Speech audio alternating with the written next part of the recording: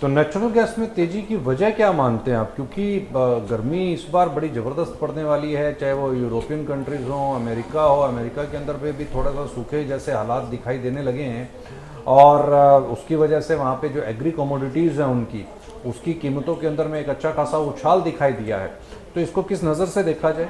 देखिए मुझे लगता है कि अगर आप नेचुरल गैस को देखेंगे तो इस बार यूएस का जो वेदर है वो बहुत ड्रास्टिक चेंज होता हुआ दिख रहा है। जिस तरीके से हम पूरे ही विश्व में वेदर की सिचुएशन देख रहे हैं, तो सडनली मुझे लग रहा है कि यहाँ पर जो कोल्डर वेव्स है वो वहाँ पे चलती हुई नजर आ सकती है आने वाले 1 या 2 महीनों में।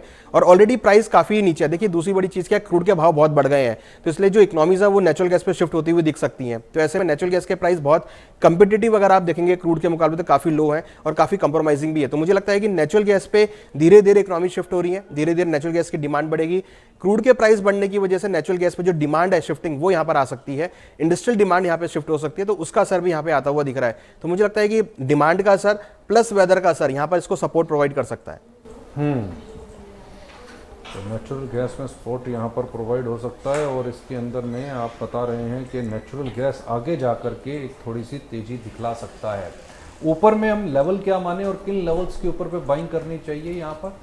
देखिए कोई भी डिप अगर नीचे मिलता है 265 268 की रेंज में, मींस करंट रेट से 3 से 4 रुपए अगर प्राइस करेक्ट होते हैं तो मुझे लगता है कि वो एक अच्छा अपॉर्चुनिटी होगा बाइंग करने के लिए। ऊपर हमें लगता है कि 280 तक के लेवल के आसपास भाव देखे जा सकते हैं। कब तक? देखिए ये मुझे लगता है कि ये कॉन्ट्रैक्ट तक हाँ मोमेंटम होगा। जो मे कॉन्ट्रैक्ट है इस पूरे कॉन्ट्रैक्ट में 280 तक के लेवल आपको देखे जा सकते हैं, और अगर 280 का लेवल ब्रेक होता है तो फिर हो सकता है कि ऊपर में 290 295 तक के भी लेवल देखने को मिल सके।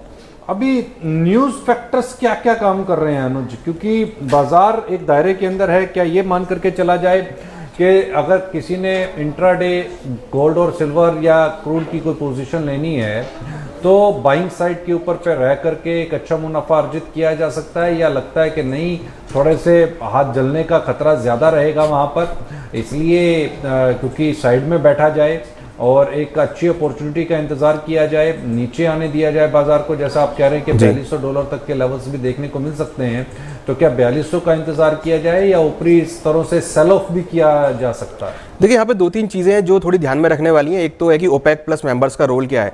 ओपेक प्लस मेंबर्स ने अभी रिसेंटली प्रोडक्शन बढ़ाने की बात करी है, जो कि इंडिकेट करता है कि वहाँ पे ड्रिलिंग की कोई समस्या नहीं है, केवल जो समस्या है वो है शिपिंग की। शिपिंग यहाँ पर स्ट्रेट ऑफ हॉर्मुज पे इशू आता हुआ दिख रहा है, जिसकी वजह से भाव बढ़े। जैसे ही ये रिजॉल्व होता है आपको तुरंत क्रूड के भाव नीचे आते हुए दिखाई देंगे, क्योंकि ओपेक प्लस मेंबर यहाँ पे प्रोडक्शन बढ़ाने की बात कर रहे हैं। दूसरा इंपॉर्टेंट कि यूएई जो है ओपेक और ओपेक प्लस मेंबर से बाहर निकल रहा है, तो वो भी अपनी जो प्रोडक्शन क्षमता है वो भी यहाँ पे डबल करने वाला है, क्योंकि उसको लगता है कि यही अपॉर्चुनिटी है। अगर आपने इस टाइम पे प्रोडक्शन नहीं बढ़ाया तो जो हायर प्राइस का बेनिफिट है वो आप नहीं ले पाएंगे, तो वो भी एक बेनिफिट है और उससे भी सप्लाई यहाँ पे बढ़ सकती है। तो मुझे लगता है कि ज़्यादा समय तक शायद क्रूड के भाव उतने एलिवेटेड होते हुए ना दिखाई दें और करेक्शन आपको यहाँ पर देखने को मिल सकता है। तीसरा इंपॉर्टेंट पॉइंट है कि सेंट्रल बैंक्स का जो इन्फ्लेशन को लेकर कंसर्न है वो यहाँ पे सबसे ज़्यादा इंपॉर्टेंट है, क्योंकि पिछले 4 महीनों से अगर आप देखेंगे तो क्रूड के भाव करीबन 81-82% इंक्रीज हो गए हैं, और ऐसे में इन्फ्लेशन का आना ये बिल्कुल मुझे लगता है कि आपको देखने को मिलेगा। और सेंट्रल बैंक ने अपनी स्टेटमेंट में भी कहा है कि आने वाले दिनों में पूरे वर्ल्ड में, चाहे बैंक ऑफ अमेरिका हो, बैंक ऑफ इंग्लैंड हो,